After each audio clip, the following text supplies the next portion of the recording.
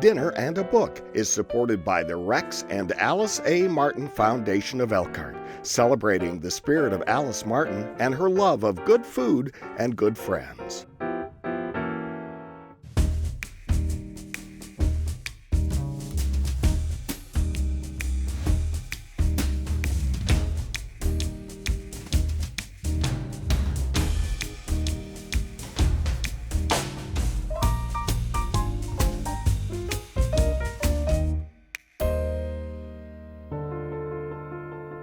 Modern medicine has transformed the dangers of birth, injury, and infectious disease from harrowing to manageable. Through research and stories of his own patients and family, Atul Gawande reveals the suffering produced by medicine's neglect of the wishes people might have beyond survival in his book, Being Mortal, Medicine and What Matters in the End.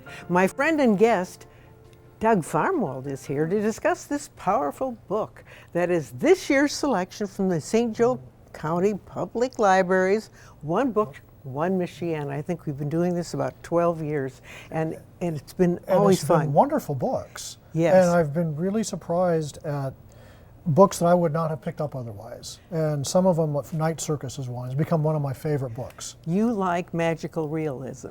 I guess I do. Yes.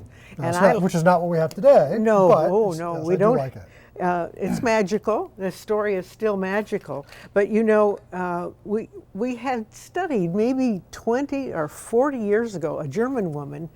What was her name? Anyway, she wrote the book on fear of dying, and we went to see her at Goshen College, and it was more about Ross.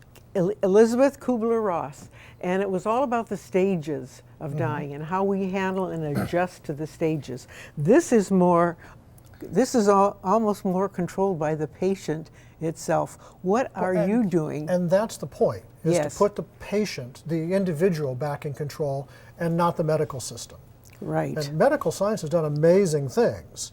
You know, we can expect to live to 80 and 85 easily now, whereas even in the 40s we couldn't. No, probably not. No, we would have ended our stay in the hospital a little earlier. Right. But today, people are being asked, what do you want to do? Particularly in a situation where it's not very hopeful. Do you want? And it's not clear cut how long. How long, yes. And you know, if you've probably all gone through this, asking the doctor about a loved one's future here, how long and when will that be? My doctor said to my father's doctor said, well, we don't know, 3 months maybe. You'll have to ask him. And I thought, that puts my father in a bad spot there. But Right. Today we can actually say how we want to live. Do we want to have our little poodle in the room with us? Do we want to have birds in the hall? Do we want to have music? Do we want to have dancing? I mean, you can't actually do that at the very end, but as you move from, let's say, a condo to assisted living, and then maybe on to hospital, nursing care, you can say what you want. And we're trying to demedicalize the system, and it's not an argument against medicine by any means. No. But one of the things I think Americans maybe more than most have difficulty with is accepting mortality. Well, yes. We're not going to live forever. And if we don't think about it and don't make some decisions ahead of time, the system will make them for us by default. Yes. And the system, by default, pushes survival, whether that's on a respirator, whether that's on third stage chemotherapy after the first two haven't worked, but it's always pushing for survival because that's how doctors are trained. Yes, to keep people alive. And it takes a strong person to know they can say, wait, stop. This is it. I don't want any more of this. And I think this book kind of brings that to a point where your family and you can sit down and talk about this. My husband and I have talked about, I think I mentioned this at some point already, we talked about how when do we want to have things cut off and what do we want? Do we want to be in the ICU? Do we want to be at home? or do we want to be in a nursing And it's center? going to be different for every person. Yes, there's there are no going to be right individuals that say, yes, I want you to try every possible thing. I don't care if it's 1,000,000 to 1 shot, I want you to try it. And then there are going to be other people who say, no, if I can't stay at home, if I can't be self-sufficient, that's not a worthy quality of life. Right. And so there isn't one size fits all. Well, and we've said this, of course, we've been thinking about this for a couple of weeks now. My husband and I talked about it, and he said, I don't want any heroics, but I do want classical music. Yeah. So I was looking at some of the, he's not Mm-hmm. ill or anything, but I started thinking, now, where are those that he likes? But And things which of that ones? nature, yeah, and which ones? So today you would think, well, what is this cooking about? I mean, we're talking Well, about and that is, as much as I've mortality. enjoyed One Book, One Miss Shannon, it's not always the easiest books to make a menu from. Right, right, But that's not why they're chosen, so that's okay. right, and that's okay. we And- can adapt, can't Right. And there was one line in the book that Gawande had, says, what we all want, as much as anything, is to be able to shape our stories, we? Yes. whether it's at the beginning in the first chapter or at the last chapter. And so shaping our stories, to me, means finding meaning or making meaning. So what is meaningful? And food, I think, really ties into that, because there are so many rituals, formal or informal, that families have, and in most homes, the kitchen is central to the family. Right, and you are going to tell us what you're going to make Well, to go along with this book. This is, to try to come up with something meaningful. The recipes actually are quite simple, but this is just dates stuffed with goat cheese and wrapped in bacon. It's an appetizer. The reason this is meaningful is we have this at every family gathering. If our family has come together, this will be the first thing out of the oven, and usually I get maybe one because everyone else eats them before I get done cooking anything else. But it's something we always have, and this symbolizes, to me, everyone coming together. Yes. It's important, so that's the meaning of it. So that's why he's doing that one. I am doing a pecan pie in this first episode. You would say, well, if you're sick and you might not want pecan pie. Well, that's true, but this might be before you really are sick. This is something my husband loves, pecan pie. So besides the classical music, I will have a pecan pie for him. And so that's what I'm doing. In the second, I'm going to do black cows. Black cows? Black cows, because my brother used to love black cows when he was little. So we're going to have Coke, or we could have root beer and some ice cream, and we're just going to serve it in a tall glass, and that's what my side of the family will have. So that's what we've chosen. We thought long and hard about that, and you might want to think about that too. We have about 4 minutes to go. You're already started here. I'm kind of behind. I'm going to turn this butter on just a little bit. Then I have more than a cup of brown sugar in here, and we're going to add brown sugar and 3 eggs and some salt, Karo syrup, which I never had when I was a child. And the first time I made this was when my mother-in-law came to visit down at Purdue, and she made the perfect pecan pie, and I did not. And I cooked it too long. I baked it, Okay. and it was like a shellacking of the top of the pie, and it was hard. We couldn't even cut into it. But I didn't cook when I was first married. So This is a super easy recipe. yours you is, just yes. Take some dates. You can get pitted dates. I get unpitted ones. I like the way they open up and stuff a little bit better.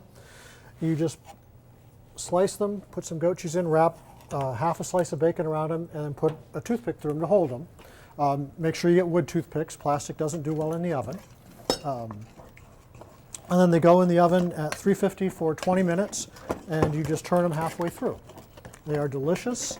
I've never ever had any left over anywhere, so they go over well with just about any occasion, and it's meaningful for my family, which is why I chose it. A little vanilla. I'll go ahead and stick these in the oven. Yes, some chopped pecans, and then when we are going to pour it into the pie crust, I have some that look whole, and it's not that you have to make a design or anything, but I'll try to do that. And then we'll put it in the pie. Here, I'm adding the butter, brown sugar, and you can use white sugar, but I like brown sugar. And I put I said I put in a little seasoning. And we have the butter in here. Now what else?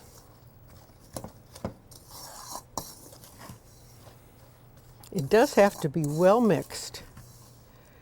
And the first time I made it, I thought I was developing a bomb or something. I mean, I was so worried about what happened and what we were going to do about this. And today I'm just putting it together. And then we'll put it in the oven for an hour. That's how we do it. You know, recipes that we're comfortable with, that we can cook as we're talking. You know, kids or grandkids will be in the kitchen, and that's how we like things to be. Okay, I've got a minute to get this in the pie crust and in the oven. And I think I might even ask for 30 seconds more. And we will get it going. And I'm going to add these little perfect halves here to try to make a little design. And we'll put it in the oven for 60 minutes.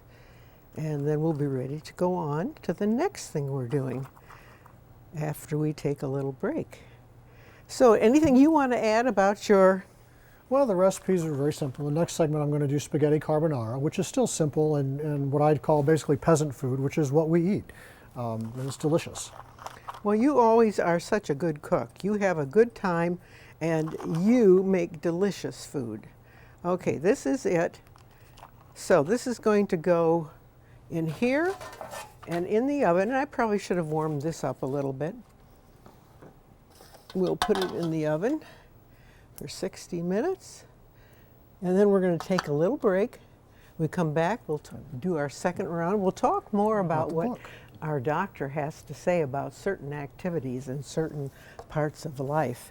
He is really a serious and kind person.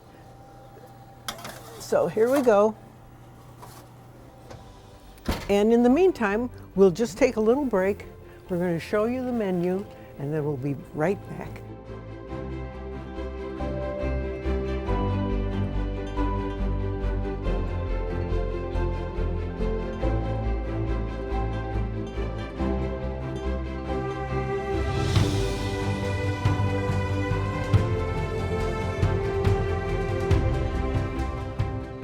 We're back.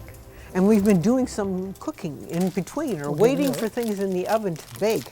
And so I'm starting my pasta, the spaghetti. Yes, okay, you're going to put that in. in? If you wouldn't mind helping by grating some cheese, I'd that love would be to. wonderful. All right, and we want to talk a little bit about, too, when did this all change, when people didn't stay home to either spend their last days, their last breath. And we were saying, and the book said it too, and it's very clear, young people don't come back to their hometowns sometimes. They don't. They go out to the other coast. I have a daughter in Denver and a son in Washington, D.C. So, you know, I can't call them and ask them to run and, you know, turn this program on for Bob or something of that nature. So this is what kind of caused this movement towards facilities. The rapid explosion in wealth following the Second World War in the United States. That too, yes. And people, it was also pushing back the frontiers of science. As medicine got better able to deal with conditions common to aging, people could live longer. But they would still be sick at the end and in a hospital. And hospitals discovered that they're really not optimized to care for people long term like that. And they needed the beds. They needed the beds, and so that's why people were moved out of They of created hospitals. nursing homes. Yes. So our whole system of care for the aged is improvised. Yes. And it's still being it's being experimented. I mean, you don't go right to the nursing home unless you are really, you know, you've had a horrible stroke and you're really... Or need some profound rehabilitation or something like that. Yeah. Yes. And so, you know, these young people weren't around to take care. The daughters had jobs. They didn't stay home to take care of the ailing parents. So we're all faced with that. So maybe you've already thought about this and what you're going to do. You know, and my parents live, you know, my father and stepmother live in a community for older adults. You have to be at least 55 even to live there. My mom lives with my sister. So, you know, we've got a little bit of each going on.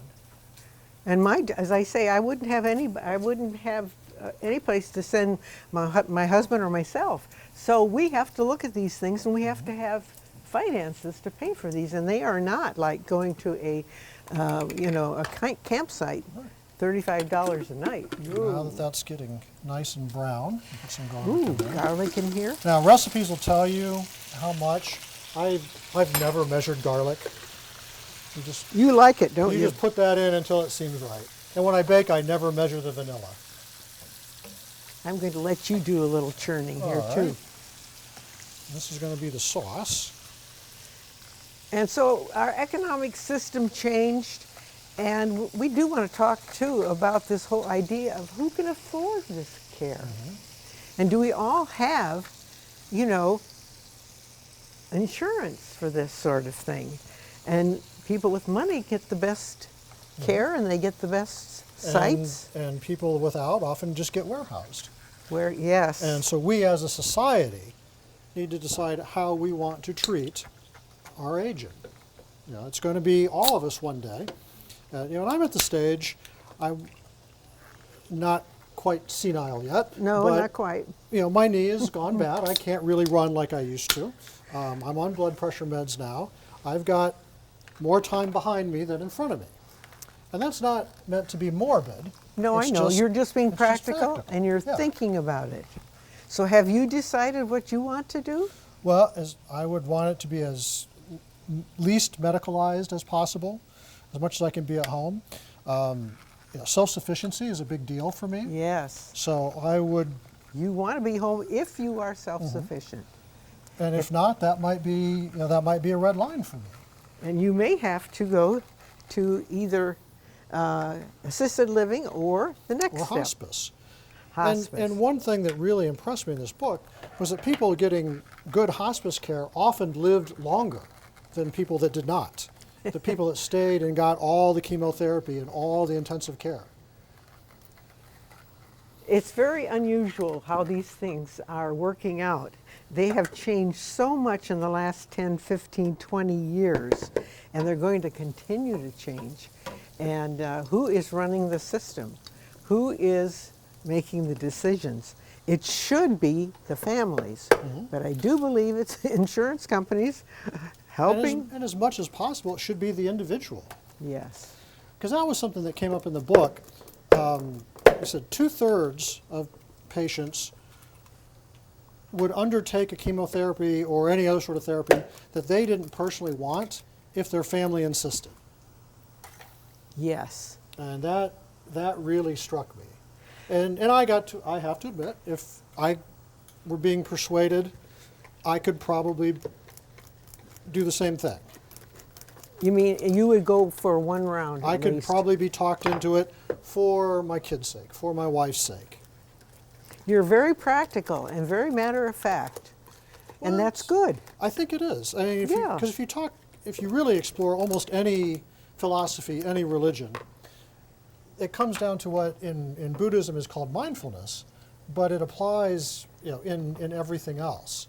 You know, Stoics were the same. And even C.S. Lewis wrote, and it's something that really stuck with me, we all act as if we're a body that possesses a soul. But what we say we believe is that we're a soul that's temporarily inhabiting a body. So the way I look at it is, this is a rental. Oh, a rental. Yeah. So wherever I go next, and I have no idea, that's going to be a big surprise. That's jumping off the high dive. Yes, I guess you could say you're going to jump off the high dive But at some point. At some point. And you're going to make the decision which high dive, right? Right. Now, usually we have some kind and- of booze. And you could spike this, but We you don't could, need to. yeah, we could. We could put some rum in here. We could put anything. But we're having what my brother wanted when he was, I've never had one before. well, this is it.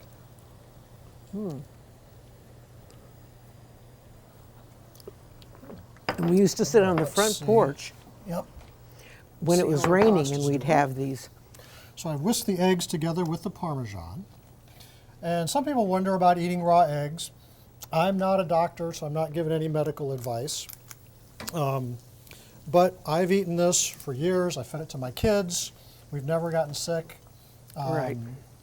I would say maybe if you're immunocompromised or pregnant or something, you might want to consider not Eating eggs, a raw maybe make a egg. fettuccine instead. Oh yeah, make a fettuccine. Or, I'm Right. sorry, an Alfredo, but yeah. Here we Well, go. It's just about Now there. your bacon is perfect, isn't it? Bacon is done, so I turn the fire off on All that. right, good. Do you want 2 plates? Or how do you want this? Well, we're not gonna eat it out of the bowl, so I guess, yeah, we're gonna need a couple of plates. All right. All right. So, we're gonna go ahead and drain the pasta. Now we're either home or we're in the nursing center. And here is, this is what I would serve if I were serving a person who was not long for this world. Some color. It's easy to say this, but when my father died, I could not say a word. I couldn't talk. And it was my brother who leaned in my father's ear and said, "You have been a very good father." And I said, "Oh, he did it, he did it." So we're just gonna toss that with the bacon and the bacon grease. Aha. A little bit of pasta water in there. And all of it goes into the sauce. And one of the best ways is take the handle and just Isn't that clever? stir it. And you can see how it's forming a sauce. Oh, yes, I do. It's nice and creamy. There's no cream in it, but you have the fat from the bacon and you have the eggs, and you get a nice emulsion.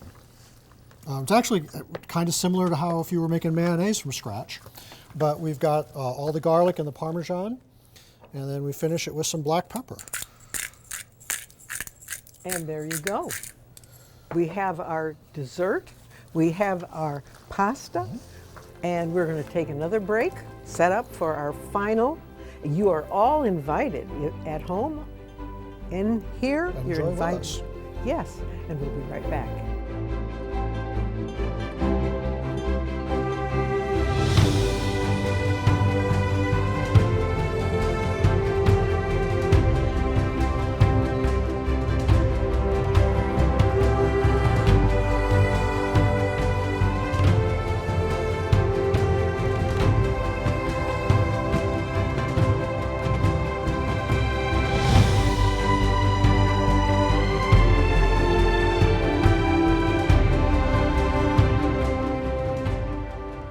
Being Mortal is our book today. My guest is Doug Farmwald, who is always be here. welcome, and he's done such a good job over the years, and I appreciate what you do. Well, I really appreciate this program. One Book, One Michiana is a great program, and I've really enjoyed being involved with it. So have I. And good books have come out of it, you know? Many ones, yeah. Yes. So let's just quickly go over what we made. You start with yours. Well, the appetizer, we have dates stuffed with goat cheese wrapped in bacon. For entree, we have spaghetti carbonara, and then you made dessert. I did. I made a pecan pie and black cows. Yes. Now, not a typical menu, but every recipe No. we made has meaning for our households. Yes, yes. So think about that when you go home or you're talking with your family tonight. Think about that sort of thing and ask your kids, ask your husband what he'd like, and even ask him where he'd like to end up sleeping when he's not going to be here very long. At home, at a nursing home. I mean, he'll have to be someplace. And Well, and there's a whole chapter in the book, those hard conversations, and it is a difficult conversation. oh, it is. It sounds so easy here, doesn't it? Yeah. And you know, we can all sort of feel our horizons contract as we get old. There's things that I would have done in my 20s or 30s that I look at now and say, oh, that's just an insurance deductible. I'm not doing that. So we can kind of feel that. We need to own that, to internalize it. We are, in fact, mortal. Yes, and so be creative. And ask your grandchildren. This might be too much for them, and maybe their parents wouldn't want that. But maybe if they're older, you could talk about it with them. I think it's all very, very important, and they will learn not to worry about it so much. And it's not so much that we're focusing on death and dying, but we're focusing on meaning. So what would be meaningful? If I knew I had a week left, what would matter? At some point down the road, I'm going to be down to a week. Yes, you will. And so will hopefully I. it's a ways off, but we don't know. We're getting the wave to take off, you know. That means the show is coming to an end. We're so glad you watched us today. We enjoy having your company. And remember, good food, good friends, good books make for a great life. And thank the library, the St. Joe County Public Library System, for having great books, having One Book, One Michiana, and we hope you enjoyed this book. Thank you. Thank you, Gail. See you next time.